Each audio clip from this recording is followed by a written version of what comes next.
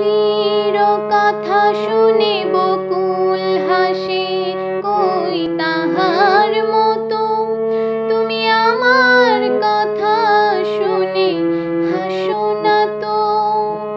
ধরার ধুলিতে যে ফাগুন আসে, কই তাহার মতো তুমি আমার কাছে কভু আসো না তো।